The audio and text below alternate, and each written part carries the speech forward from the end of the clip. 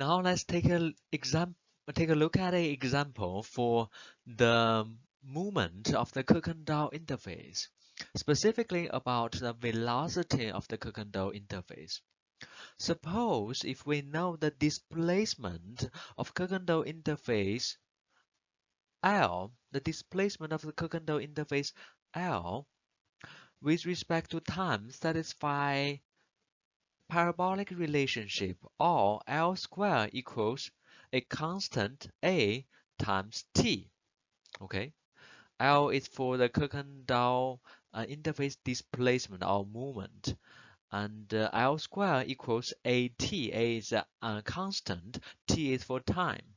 Then at time T, if we know the interface has moved the distance L, we want to ask what is the velocity of the Kirkendal interface at that moment, which means at time t.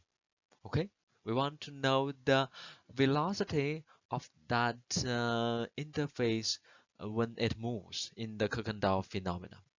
Okay, to get it, of course, we can first get this relationship.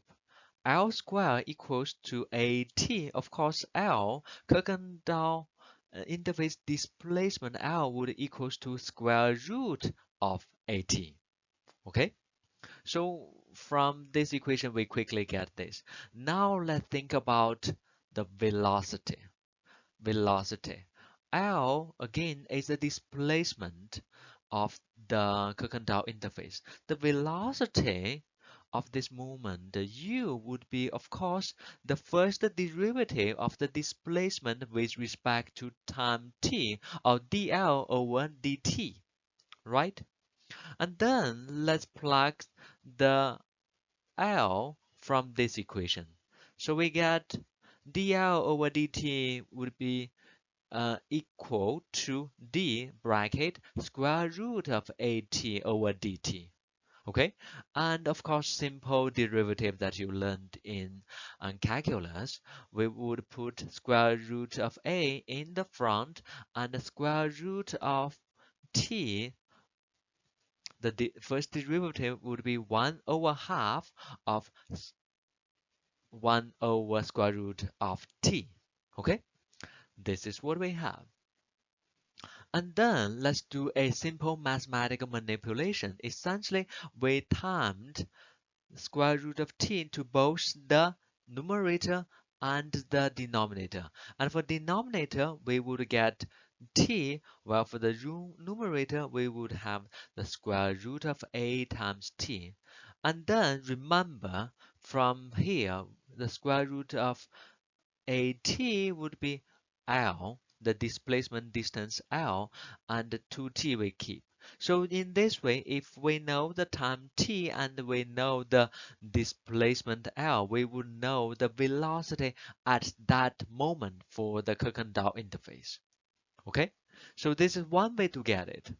Another way, of course, if you are familiar with calculus, there are other ways to get it. And of course, what we see from here is the velocity is at that moment is not the distance over t, because the motion or the movement of the Kirkendal displacement is not following a uniform speed or uniform velocity.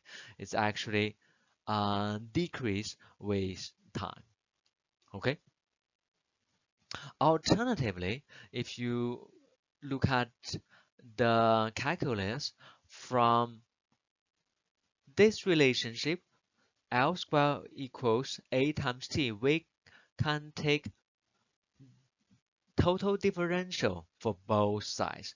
Total differential for both sides. And on the left side, we would have 2L times dl. On the right side, since A is a constant, we would have A times dt.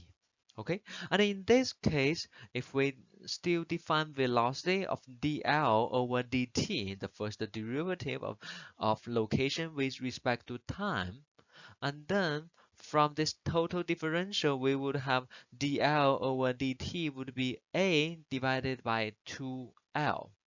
Okay, a the constant divided by 2L. And in this case, if we do another manipulation with time, both the denominator and the numerator with t, we would have AT over 2LT. And again, remember AT would be L square. We would have L square divided by 2LT, and L and this L square cancel. We would have the velocity of L over 2T. Okay, so this gives us the relationship. If we know the displacement and if we know the time t, and we will get the velocity of the Kirkendal interface motion. Okay, and this is one simple exercise that help us to understand this relationship.